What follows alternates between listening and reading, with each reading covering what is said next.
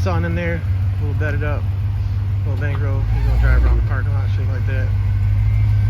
But she be riding. Like I said, me and Big Lou, we was up in there. I'm 275 pounds. And Big Lou, he up there too. So it wasn't rubbing. And I know I said before that the sounds were in this, but the sounds are not in this. But that back end sitting that low, there's not a scrub, there's not a rub, nothing. No noise. I got the Viking coilovers set at 7 on compression and 14 on rebound. So I've been having better luck with these cars at a higher rebound with better riding, just like Juan's twin turbo dunk set his rebound up pretty high, and his car is riding way better. So I'm just showing you guys, you know, I mean, it's got full turn, as you see right there, and it's got that custom alignment. You see the wheel lean when it's turning. Boom. No rubbing. Yes, I did trim the front of the tire on the bumper, and I had to trim on the back side. These fenders roll under the car, so with it being rolled under, you know, when the wheel would turn, it would hit it.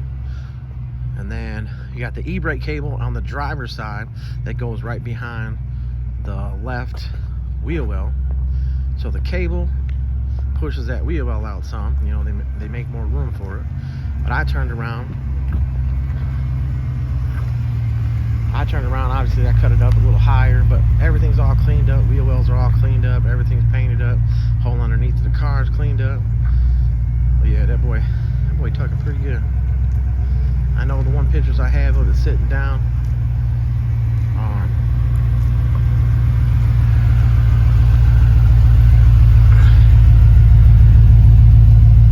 wheels on, with the car sitting down with the wheel tucked up in there. Obviously there was no rear end in the car, and for it to sit that low, the actual part of the rear end behind the backing plate would actually touch the rear end. So in order to sit that low, it would need some other framework, custom frame setup.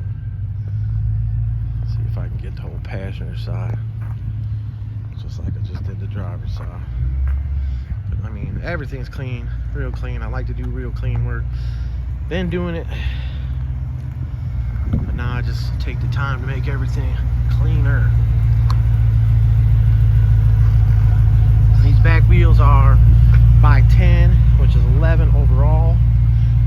So this car has a 3/4 spacer on the back, so if he wanted to go with an 8-inch lip, he could put an 8-inch lip on there, depending on if the back lip can be smaller than the one that's on here. You know what I'm saying? It would basically move the center of the wheel in an inch. You would add an inch to the outside and shorten up an inch on the inside, however the barrels work.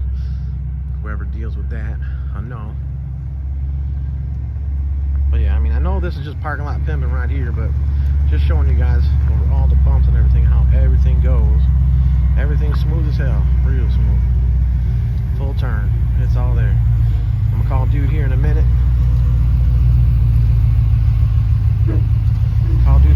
Have him come get it. I already called him yesterday, he know. Took it to the car wash last night, cleaned it up, brought it back in the shop. I put some spray wax on it. There were some spots that were just dirtier than the rest. But yeah, there we are, another one rolling.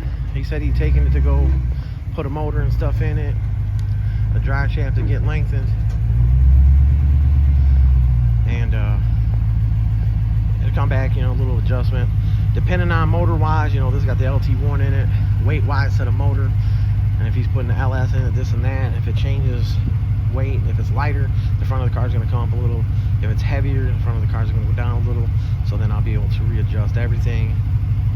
And again, with the back, it's got a little bit of a negative pinion right now, which is fine, but a little more than I normally set it at. But I cannot adjust the rear end back anymore without the drive shaft coming out of the trans.